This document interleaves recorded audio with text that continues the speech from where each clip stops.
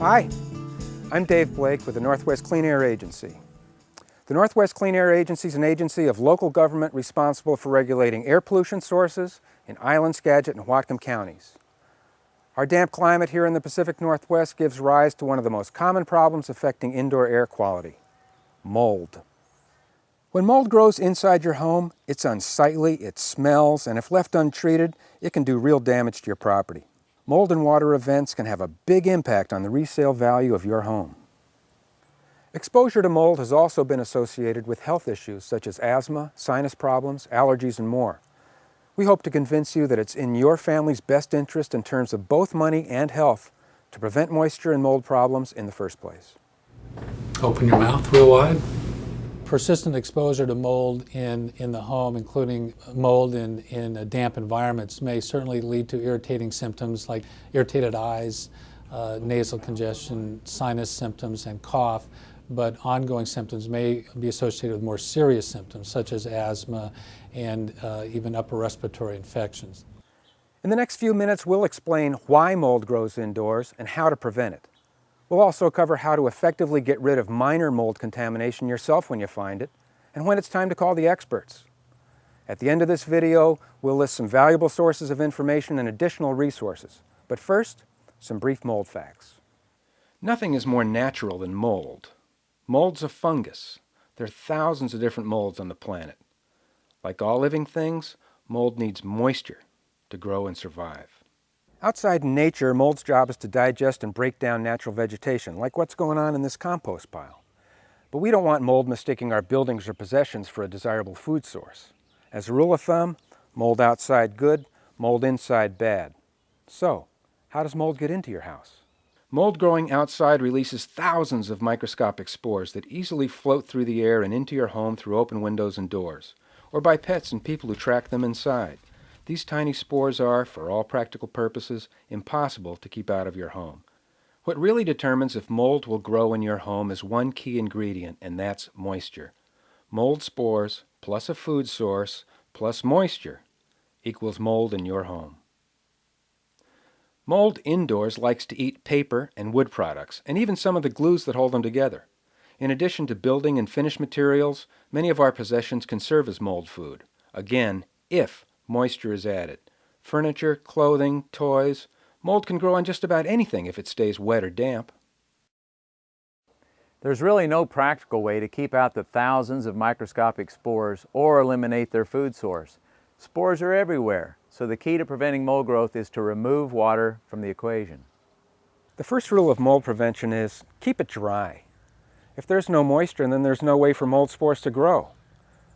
There are three general ways that moisture accumulates inside a house or an apartment. Living in the Pacific Northwest, of course, the first way that comes to mind is water that gets in from outside. Unwanted water can invade your home through leaks. Roofs leak, windows leak, doors leak, siding leaks. A wet crawl space under a home can add a whole lot of moisture upstairs as damp air rises through cracks and crannies around plumbing and wiring in the walls. The best and easiest way to prevent water entry from outside your home is by regular visual inspection. Plumbing leaks coming from inside the home are another unwanted water source. Be sure to check for leaks or condensation coming from drain pipes, washing machine supply hoses, clothes dryer ducts, and other pipes and fixtures. The third key source of moisture comes from within the home itself, from people and their everyday activities. You may not think about it, but every time we exhale, we're adding water vapor to the air. When we add other typical domestic activities that produce moisture, it becomes clear that we live very moist lives. The amount of moisture in the air is called relative humidity. When moist air comes in contact with a cool surface, it condenses back into liquid water. That's what causes the outside of your favorite cold beverage to sweat when it's humid outside. Inside your home, it's easy to see moisture condense on a window or mirror, but not so easy on a cool bedroom wall. These surfaces are commonly close to the same temperature, and you don't notice the condensation on the wall until the mold starts growing. Using a relative humidity gauge in your home is like using a gas gauge on your car, except instead of telling you how full your tank is with gas, it's telling you how full the air is with moisture. You can find one of these in most home electronics stores for about $30. In general, 30 to 50% relative humidity is a healthy range for your home. The higher the relative humidity, the more likely you're going to get condensation that can lead to mold growth.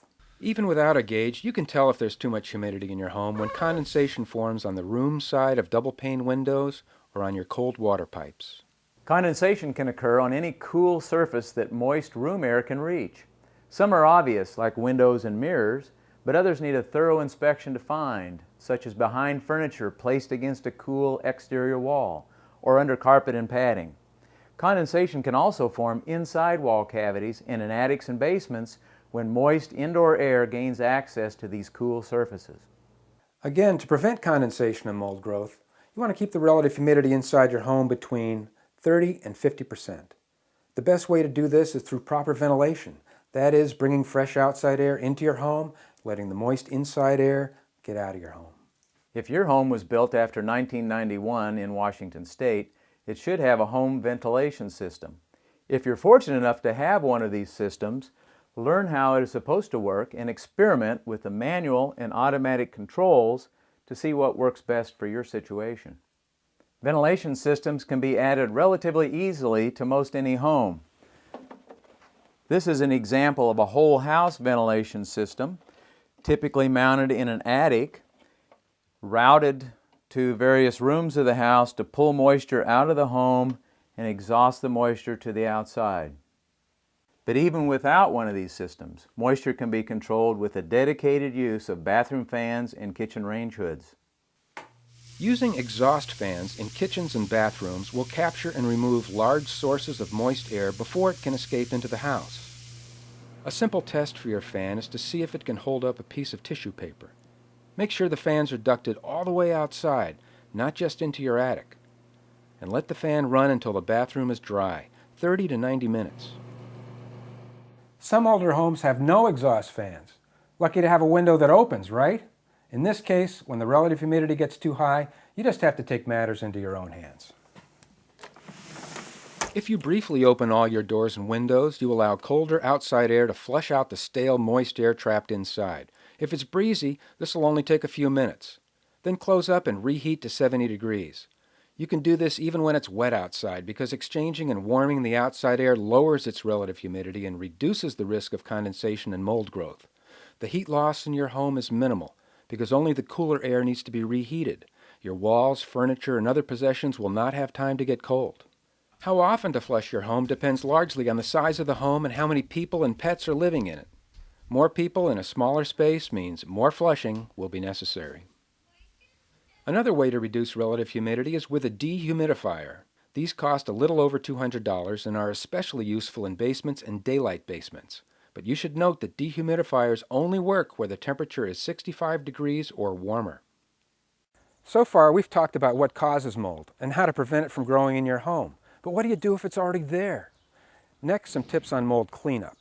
And the first step in mold cleanup is to identify and fix the source of moisture that caused the mold in the first place. Aim for a permanent solution, because if the moisture returns, so will the mold. The next decision is, do you clean or discard? It depends. Slick surfaced items can probably be washed clean. Porous or fleecy items may well need to be thrown away. If you're not sure about your sensitivity to mold, it's a good idea to protect yourself before you begin cleanup work. For small amounts of mold on slick surfaces like walls, you can mist it with soapy water. Then scrub it off and allow it to dry completely. Use tape and plastic to protect the surrounding area. Bleach really isn't recommended anymore. Detergent will work without bleach's problems. If the mold you find is dry, be careful not to disturb it. Those spores want to fly. Gently cover it with foil and tape until you're ready to clean it up. If you smell mold but don't see it, you may need to get aggressive with your inspection. This can mean looking inside wall cavities and other areas you suspect might be moldy from current or past moisture problems. For bigger jobs, detailed guidance for do-it-yourself mold cleanup is available from resources we list at the end of this video. But in a nutshell, if you're attacking mold growth in wall cavities or over larger surface areas, you need to ensure that mold spores don't escape from your work area to the rest of the house. So plastic sheeting is used to create small enclosures around the work area. And box fans can be placed in windows facing out to pull loose spores outside from the work area. Cut out and bag any moldy drywall, plus at least 2 feet of clean drywall in all directions. and dispose of it in your regular garbage. Wash mold off wood with plenty of elbow grease. Allow it to dry. Paint wood that was moldy with an alcohol-based shellac. Wipe down the inside of your plastic enclosure and bag it up for disposal. If your water leak is for sure fixed, you can now put your wall back together. Here are some examples of potential cleanup situations. Number 1 shows a situation you can easily clean yourself. For number 2, you can still do it yourself, but you'll want to isolate the work area with plastic sheeting and use a box fan to draw out any loose spores. If your situation looks like number 3, call the professionals. In general, testing for mold is not necessary. If you have obvious mold, you already know you have mold. You usually have no need to test to see what kind of mold it is. Only test if you need the results to make a decision. Testing for mold should be your last resort, and you will no doubt need some professional help. Thanks for watching. Please keep in mind that the information in this video is designed for use in cooler, damp climates like here in the Pacific Northwest. In hot and humid climates, you'll need more and different information. Remember, the best defense against mold is to keep your home dry, clean, and well ventilated. Stay tuned for a list of additional resources. On behalf of the Northwest Clean Air Agency, I'm Dave Blake.